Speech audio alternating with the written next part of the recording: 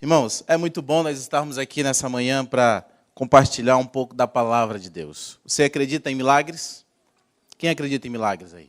Eu também acredito em milagres. Saiba que eu orei a Deus para que você estivesse aqui.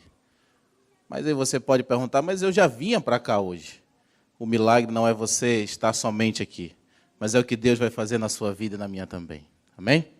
Eu tenho certeza que tem pessoas que não era o plano, quem sabe, delas de estarem aqui. Pessoas que vieram nos visitar, quem sabe.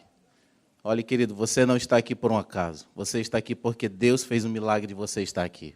E se você está aqui, sinta-se abraçado pelo próprio Deus. Sabe por quê? Você não é mais uma visita. Você está na casa do seu Pai. Sinta-se à vontade para voltar outras vezes e estar aqui sempre com essa igreja, tá bom? Bem, uma vez, antes de entrar, quero agradecer a presença do meu pequeno grupo que está aqui comigo. Muito obrigado pela presença de vocês, a minha esposa, que deve estar em algum lugar com o meu filho, também muito obrigado pela sua presença. Bem, queridos, você sabe que às vezes a gente ouve um sermão e às vezes a gente não pensa na gente. Já aconteceu tantas vezes isso comigo. Certa vez, um pastor, ele estava em uma igreja e sempre que ele pregava nessa igreja, ele ia ao final para despedir os irmãos, e quando ele estava ali no final, o irmão dizia assim: pastor, que mensagem poderosa, pastor. Que bom que os irmãos ouviram essa mensagem. E o pastor ficava incomodado, porque todas as vezes que o pastor terminava de pregar, estava ali aquele ancião, aquele jovem, aquele rapaz dizendo: pastor, que mensagem poderosa. Que bom que os irmãos ouviram essa mensagem. O pastor se incomodava toda vez com aquilo. Até que um dia, quarta-feira, chuvosa, só foi o pastor e o irmão.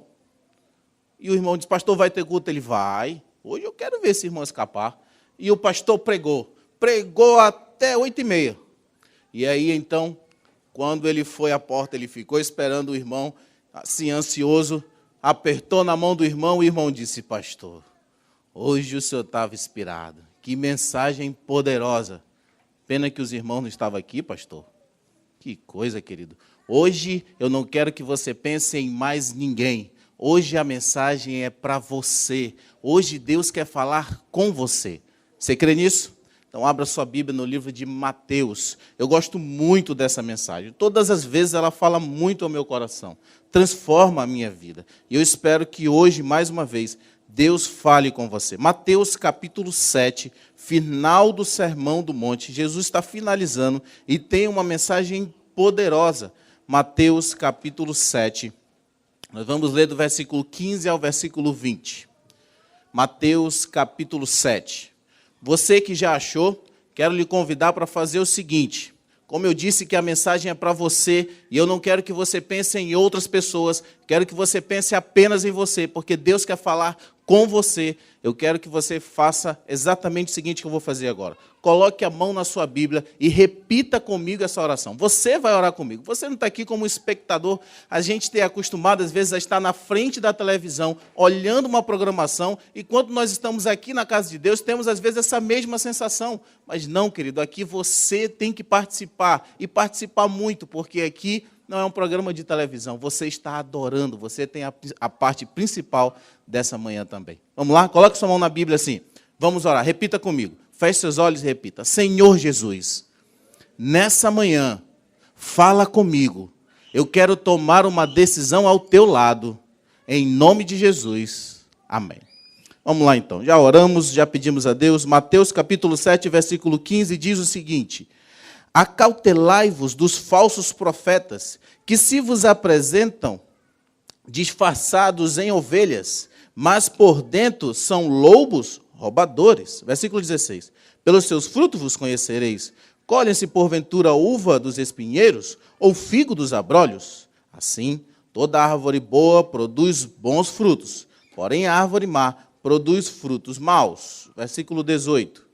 Não pode a árvore boa produzir frutos maus, nem a árvore má produzir frutos bons. Toda árvore que não produz bons frutos é cortada e lançada ao fogo. Versículo 20. Assim, pois, pelos seus frutos os conhecereis. Querido, olhe para cá para você entender a mensagem que Deus quer dar para você. Essa é uma mensagem importantíssima. Parece uma mensagem simples, mas às vezes o que é simples a gente passa despercebido. E aqui Deus quer falar algo importantíssimo com vocês. Desde o tempo de João, por exemplo, se você for para Mateus capítulo 3, no versículo 8, você já vê João pregando a mesma mensagem. Mateus capítulo 3, versículo 8, João pregava: produzi, pois, frutos dignos de arrependimento, e não comeceis a dizer entre vós mesmos, temos por pai Abraão, porque eu vos afirmo que desta pedra Deus pode suscitar filhos de Abraão.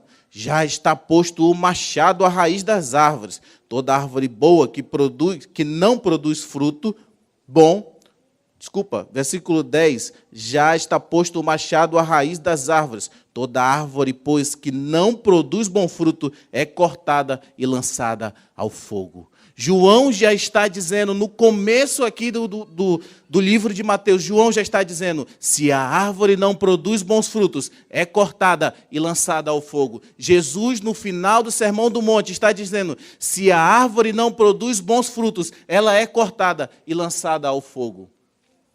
E sabe, última semana de Jesus aqui na terra.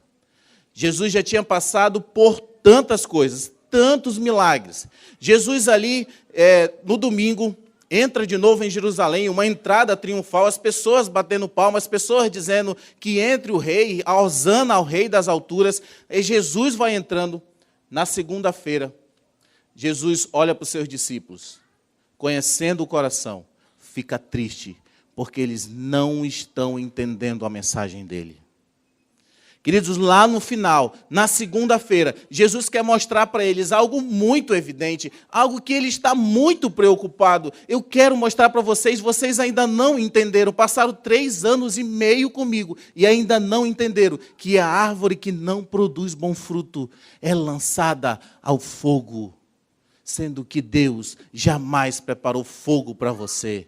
Ele preparou para o diabo e seus anjos. Para você, ele preparou um céu. Amém? E então, Jesus quer mostrar para os discípulos e mostrar para você nessa manhã como produzir bons frutos. Olha como Jesus está preocupado com essa mensagem. Vá para o livro de Marcos agora. Marcos, capítulo 11. Marcos, capítulo 11. Final, a última semana de Jesus aqui nessa terra. Jesus preocupado com seus discípulos, querendo mostrar uma mensagem aos seus discípulos. E aqui em Marcos capítulo 11, Jesus encontra um meio de mostrar essa mensagem aos seus discípulos. E ele encontra um meio de mostrar a mensagem para você, querido, nessa manhã de sábado. Marcos capítulo 11. O versículo é o versículo 12, que diz o seguinte. Como é que está o título aí em cima de preto aí? Como é que está escrito aí, pessoal? A figueira sem? Jesus vai mostrar aos discípulos agora, de maneira bem prática, que a figueira, a árvore que não dá fruto, o que acontece com ela? Olha só, aqui diz o seguinte, Marcos capítulo 11, versículo 12. No dia seguinte, quando saíram de Betânia, teve fome.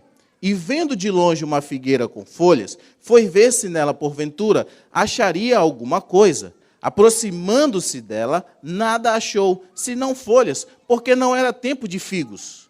Então lhe disse Jesus, nunca jamais coma alguém fruto de ti.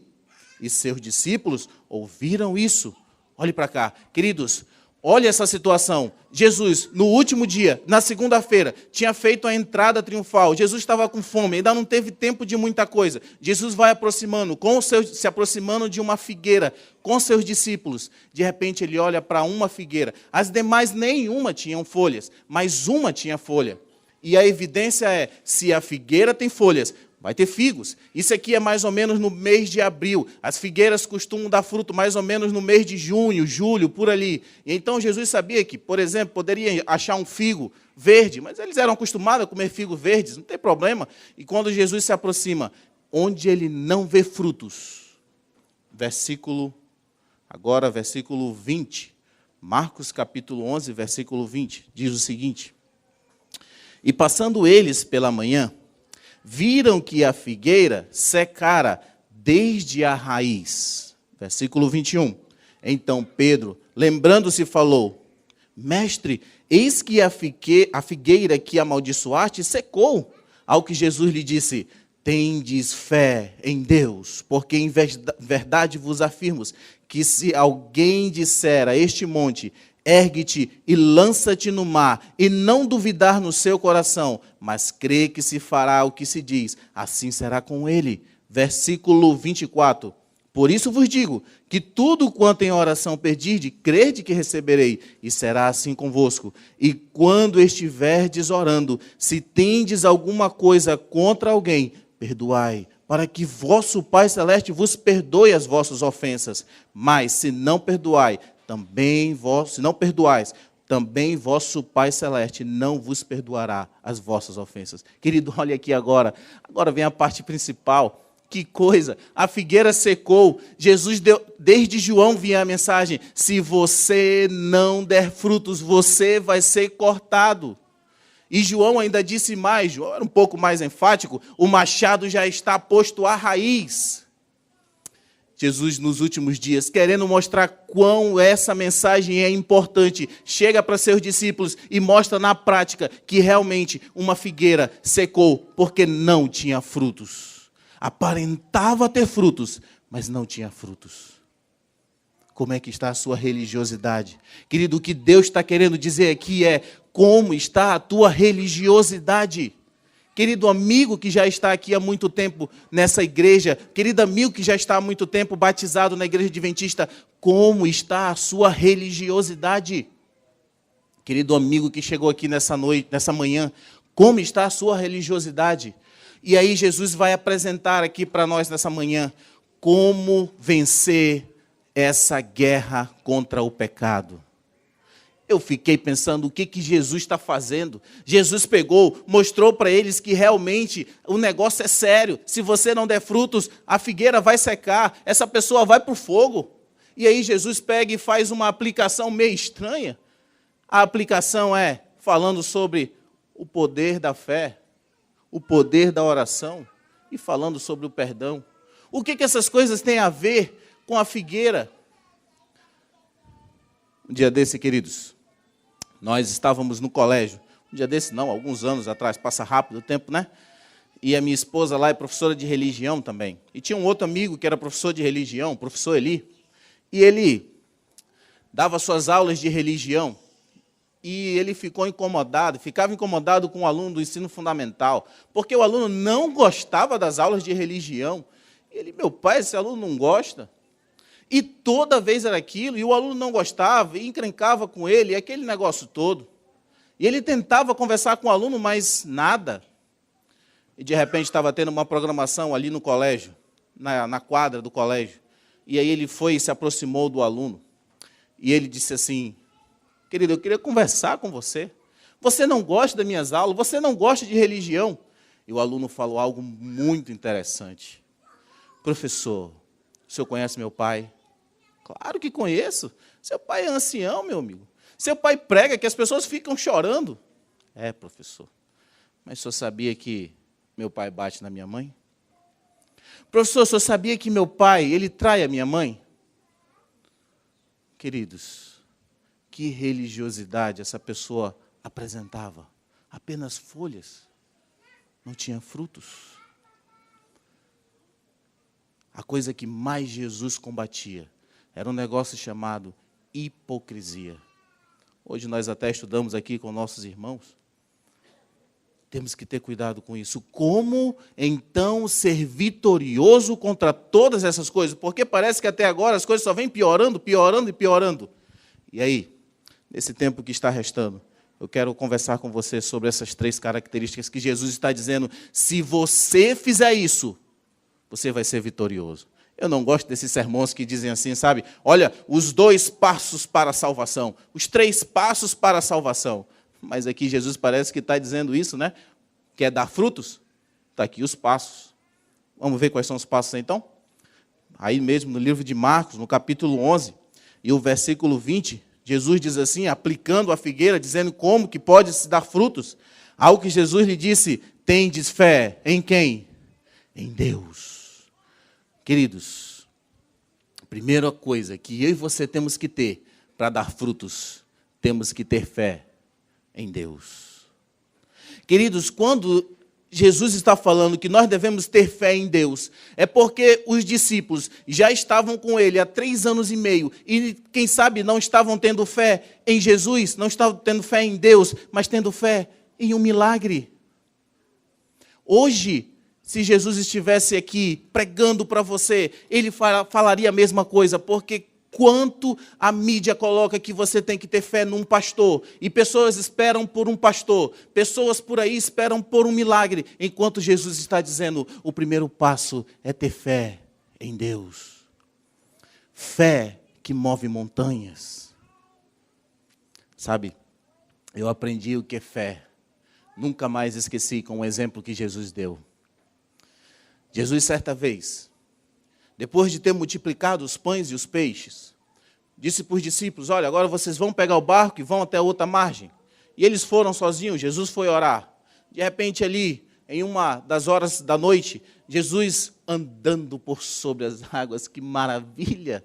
Jesus andando por sobre as águas, se aproxima dos discípulos. E então, todos ficam olhando, o que é isso? Será isso um fantasma? E aí Jesus disse, calma, sou eu. Queridos, Pedro, Senhor, posso ir até contigo? Jesus disse, vem Pedro. Queridos, que fé é essa? Todos os discípulos ficaram ali no barco. Pedro foi o único que saiu do barco. E olhe, Jesus, não é nem um milagre Jesus andar por sobre as águas. Ele é Deus. O grande milagre é Pedro andar por sobre as águas. Pedro andando por sobre as águas. Que fé é essa? Andando por sobre as águas. Vai até Jesus.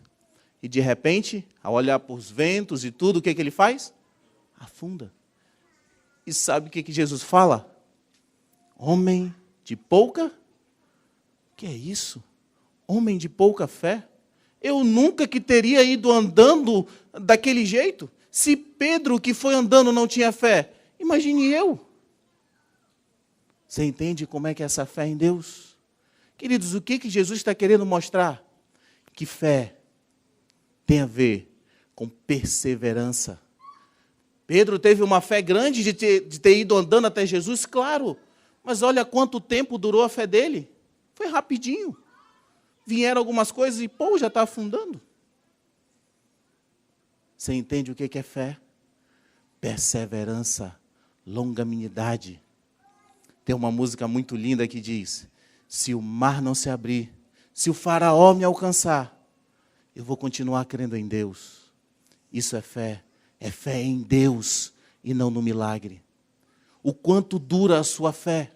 Será que a sua fé é essa fé rápida? Que quando está tudo bem e tal, estou tendo fé. Mas quando vem alguma provação, não tem perseverança nenhuma. Enquanto Jesus disse, dos perseverantes é o reino do céu. Quem perseverar até o fim, terá a coroa da vida. Fé é ser perseverante. E Jesus está dizendo, sabe qual é a primeira coisa que eu e você temos que ter para dar frutos? Fé em Deus. Perseverar.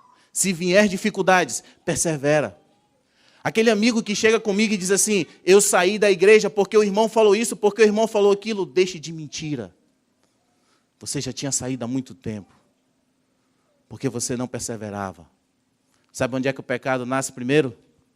No coração. O marido não adultera, não trai a esposa porque foi rápido assim e tal. Não, já tinha feito aquilo há muito tempo. Não tem fé em Deus, não persevera. E eu e você temos que aprender a perseverar. Segundo ponto. Primeiro, fé em Deus para você dar fruto. Perseverança. Ore a Deus pedindo mais fé. Os discípulos pediram, Senhor, aumenta a nossa fé. Faça disso a sua oração também, Senhor, aumenta a minha fé, me ajude a ser perseverante, porque se eu não der os frutos, querido, você está entendendo o quanto é importante isso, será cortado e lançado ao fogo. É muito sério. Segundo ponto, está no versículo 24, que diz o seguinte, por isso vos digo, que tudo quanto em oração pedires, credes que recebestes e será assim convosco. Segunda coisa, para eu e você darmos frutos, oração. E eu fiquei pensando, como assim, oração? Mas eu já oro. A oração aqui, queridos, tem a ver com intimidade com Deus. Não é apenas aquela oração, faz de conta, mas intimidade com Deus. Culto pela manhã. Você tem feito o culto com a sua família? Querido, olha o quanto isso é sério. Se você não fizer, não tem como dar frutos. Lição da escola sabatina, Bíblia, oração. Essas coisas vão lhe ajudar a dar frutos. Uma vez, o irmão disse uma frase aqui sobre a árvore, sobre o vento. Eu esqueci, irmão, me desculpe. Mas uma vez, irmão, eu estava no quintal da minha casa. Estávamos construindo ainda a nossa casa. E aí, tinha um pé de bananeira lá. E eu, né, professor de matemática, sei cuidar muito bem de bananas. E aí cheguei lá e disse assim, essa bananeira lá dá fruto. E saí cortando os galhos assim da bananeira, sabe? Aqueles que ficam amarelados. E aí um senhor que estava ali construindo em casa, o seu José, chegou e disse assim, ficou rindo, né? E chegou e disse assim, o que o senhor está fazendo, seu Nilton? Eu disse, seu José, esse negócio lá da fruta, eu tenho que cortar esses galhos aqui, é isso que está incomodando? Ele, negativo. O senhor tem que cuidar da raiz. Pega uns negócios, pega umas folhas, vai jogando aqui. Irmãos, eu cuidei da raiz. Você precisa ver o cacho de banana pacovã que nasceu lá. Cuide da raiz. Oração é a raiz, é mais íntimo, é a profundidade, é a intimidade com Deus. O livro de João. Queridos, se eu tivesse com alguém no leito de dor e fosse pregar para essa pessoa, e se eu tivesse minha última oportunidade para pregar para essa pessoa, eu li o livro de João, capítulo 15, versículo 5. Abre aí sua Bíblia. Não deixe, marque aí o livro de Marcos e vá até João, capítulo 15. É uma mensagem poderosa essa também. Se eu tivesse uma oportunidade, eu dava essa mensagem. João, capítulo 15, de 1 a 8. Mas eu quero ler para a gente poder aplicar aqui nisso. João, capítulo 15, versículo 5, que Jesus diz o seguinte. Eu sou a videira, vós os ramos.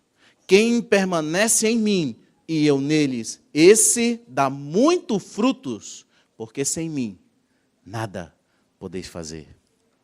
Viu? Para eu e você darmos frutos, temos que estar em Cristo. Queridos,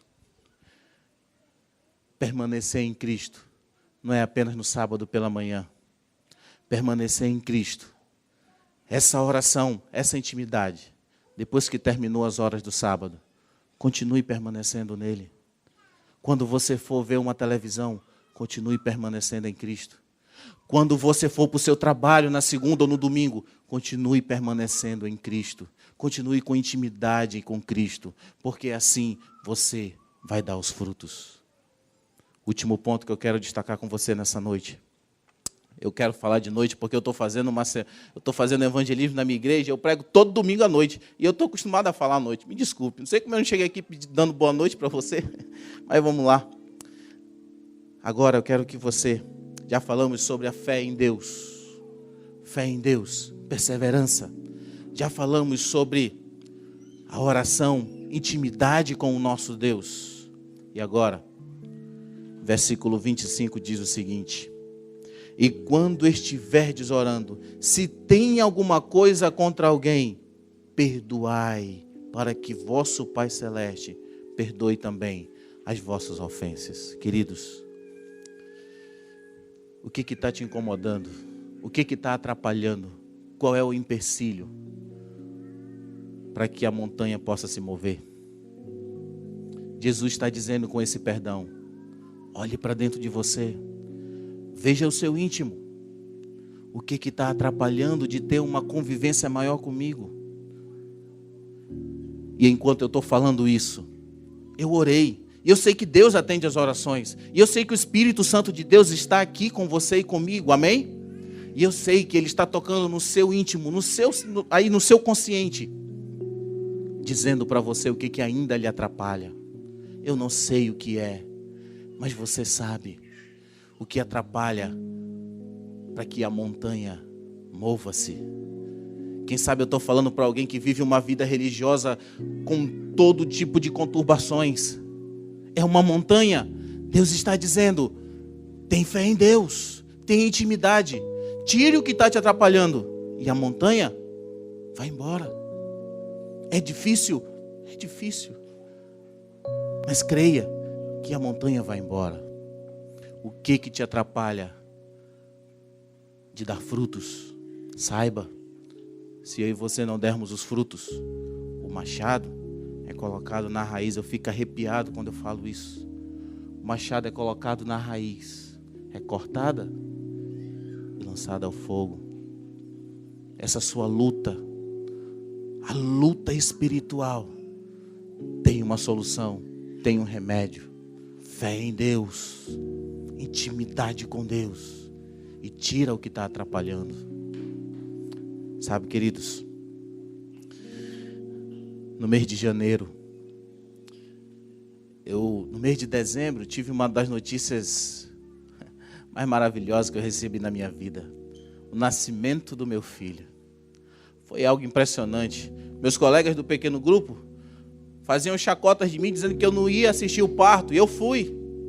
Quase que o médico tem que me socorrer também. Mas eu assisti. Que coisa maravilhosa. Dias assim, de lutas, realmente. Cólica em neném. Ninguém nunca tinha me avisado desses negócios que tem cólica. O pessoal só falava que ter filho era bom demais. Realmente é bom demais, mas tem cólica. E tem mais um monte de coisa. E a minha esposa não conseguia amamentar direito. E o leite NAN sem lactose é caro. E tanta coisa. E, queridos, a minha família, só para você entender como ela é. Nós nos amamos com um amor que eu nunca vi. Mas para eu dizer assim, bença minha mãe, é muito difícil. Nós não temos aquele contato assim, sabe, de rir, de estar juntos. Não sei por que minha família é assim. E depois de mais ou menos uns 15 dias do meu filho ter nascido, ali pelos primeiros dias de janeiro, eu chego na casa da minha avó, que é separada do meu avô. E quando eu chego lá, está a minha mãe, com os olhos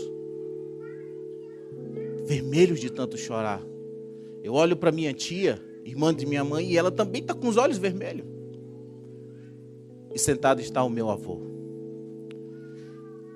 Doente, mas o meu avô sempre foi alguém muito escandaloso. Ele sempre, quando tinha uma unha encravada, dizia que ia morrer. E quando eu cheguei lá, o meu avô disse assim para mim, isso foi numa segunda-feira de manhã, meu filho, na verdade foi no domingo de manhã, meu filho, ele sempre dizia assim, que Deus te faça feliz. Antes de falar comigo, ele sempre dizia, Deus te faça feliz. Teu avô não passa de hoje, sabe? Eu dizia, que é isso, vô? O senhor sempre fala essas coisas.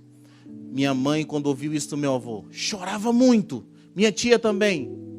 E a minha mãe disse assim, Nilton, meu filho, faz uma oração com teu avô. Irmãos, a gente não dorme direito à noite quando está com o filho pequeno. Eu estava doido para ir para casa. Eu estava doido para chegar em casa, para quem sabe dormir e descansar um pouco. E a minha mãe, faz, Nilton, faz uma oração com teu avô. E de tanto ela insistir, eu fiz uma oração rápida. Mas antes a minha mãe disse assim, meu pai, o senhor tem algum pedido?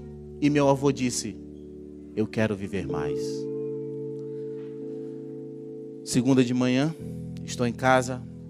E de repente, pelas 8 horas da manhã, eu recebo uma mensagem. Nilton, meu filho, é a minha mãe. Nilton, meu filho, Deus te abençoe. Teu avô está na UTI. Irmãos, eu já fui muitas vezes fazer culto fúnebre, sabe? Às vezes o pastor estava com alguma outra atividade, eu tinha que ir. Irmãos, eu falava da esperança de Jesus para aquelas pessoas. Eu chorava com aquelas pessoas, mas eu nunca tinha esse sentimento de perder alguém. Nunca tive. E eu falava sem muita emoção, porque nunca tive isso. E quando a minha mãe disse, teu avô está na UTI, foi mais uma coisa, eu nunca tinha passado por isso. Tá bom, UTI, depois ele sai. Sei direito o que é isso. E de repente, quando é 1h da tarde, ela manda uma outra mensagem. Nilton, meu filho, Deus te abençoe. Teu avô está em coma induzido. Já fiquei bem preocupado dessa vez. E ali por volta de 2 horas, ela manda uma outra mensagem. Nilton, Deus te abençoe. Teu avô acabou de morrer. Eu fiquei parado, pensando. tentando entender. Saí para ver todas essas coisas de velório, de tudo, de sepultura. E fui ver tudo isso e meus tios ficaram só para lamentando. E encontramos um lugar, colocamos lá para fazer o velório, o corpo. E aí, quando foi por volta assim de 10 horas, fiz um culto. Mas quando foi meia-noite, todo mundo foi embora. Ficou só eu e o meu avô naquele caixão. E eu fiquei pensando que um dia antes, no domingo, eu tinha algo para falar para o meu avô. João capítulo 15 eu ia pregar para ele. Ia falar da videira para o meu avô. Mas já era tarde. Queridos, eu chorava feito uma criança, porque meu avô estava ali sem vida, e eu não tinha mais a oportunidade de pregar para o meu avô. O irmão dele, que também é adventista, meu avô nunca foi adventista, o irmão dele pela manhã me disse algo interessante. Eu preguei para o teu avô na UTI, teu avô disse que estava com Jesus, aceitava Jesus, e um dia ele ia ressuscitar. Sabe, queridos, eu tenho uma dívida com o meu avô. Eu posso faltar em qualquer lugar, menos no céu. Eu posso faltar no meu trabalho, eu posso faltar em alguma coisa, mas no céu não, porque eu tenho uma dívida com o meu avô. E um dia eu quero quitar essa dívida. Daqui a alguns dias, para finalizar, você vai estar andando em alguma principal. Eu gosto dessa experiência. De repente um carro para. Outro carro para atrás. Mais outro e mais outro. E nas redes sociais só se falam do que aquela pessoa do primeiro carro viu. Ele olhou para cima, queridos, e viu uma mão pequena que vinha se aproximando. E se aproximava e se aproximava. E nas redes sociais só se fala disso. De repente, ao olhar para cima, as pessoas veem raios caindo. Mas não são raios, são os anjos da guarda que estão lá para ressuscitar aqueles que já se foram. Eu creio que um vai estar lá no túmulo do meu avô. Eu não sei se tem alguém aqui que já perdeu alguém. Creio que um desses anjos vai estar lá também para ressuscitar também seu familiar. E queridos, lá de cima, o Filho do Homem, aquele que pregou, estará voltando para dar a libertação a todos, para levar as árvores para serem plantadas agora lá no céu. E Ele vai chamar o teu nome. E durante 7 dias tu vai passar numa viagem maravilhosa. Quando tu chegares no céu, tu vai sentir um cheiro que tu nunca sentiu. É o cheiro do novo, é o cheiro do céu. Quando tu chegar lá em cima, tu vai ter algumas surpresas. 3 surpresas. Tu vais olhar para o lado. E tu vai ver pessoas, queridos, que você nunca imaginou que estariam lá, mas estarão lá. E eu creio que o meu irmão, que hoje está fora da igreja, que eu clamo por ele, um dia vai estar lá. Eu creio que o meu avô vai estar lá. Eu creio que minha mãe vai estar lá. Eu tenho certeza que você quer ver pessoas que estarão lá também. Mas infelizmente, você terá uma surpresa ruim. Você vai olhar para o lado, procurar pessoas que apenas eram folhas aqui, que não tiveram fé em Deus, não tiveram intimidade com Deus, não tiraram esse algo que está incomodando, que está atrapalhando no relacionamento com Deus. Sabe qual é a maior surpresa? Você vai estar lá. Você vai olhar para você, olha só, eu estou aqui. Nós vamos ter uma mensagem musical agora. Eu queria que você fizesse uma reflexão, uma oração. E se você quer tomar a decisão de abandonar o que está incomodando aí no seu coração, de ter mais fé em Deus, de ser perseverante, de ter mais intimidade com Deus, entendeu que precisa dar frutos, porque o que Deus preparou para você foi um céu, não foi um inferno. Se você entendeu isso, depois de você ter feito essa reflexão, eu queria que você se colocasse em pé, para que eu pudesse orar por você, para que o anjo possa ver que você está tomando a decisão. Deus já sabe a decisão, mas o anjo não sabe. Deus possa abençoar a decisão que você tomou. Curve sua fronte. Vamos falar com Deus. Deus Todo-Poderoso, obrigado porque hoje houve salvação nesse lugar. Hoje vidas foram transformadas pelo Teu poder. Deus Todo-Poderoso, queremos dar frutos, não ser cortados. Por isso nos ajude a termos fé em Deus. Ajude-nos a ter intimidade contigo, Pai. Se tem alguém que tem dificuldade em fazer o culto com a sua família, que de hoje em diante seja a prioridade dessa família. Deus Todo-Poderoso, eu não sei o que impede cada um desses de te seguir verdadeiramente. Eu não sei o que cada um desses precisa, Senhor Deus, para serem libertos. Mas o Senhor sabe o que pode, na verdade o Senhor sabe o que eles precisam ser libertos para que possam dar os frutos. Por isso, em nome de Jesus, ergues a montanha. Ajude-nos a permanecer em Ti, em nome de Jesus.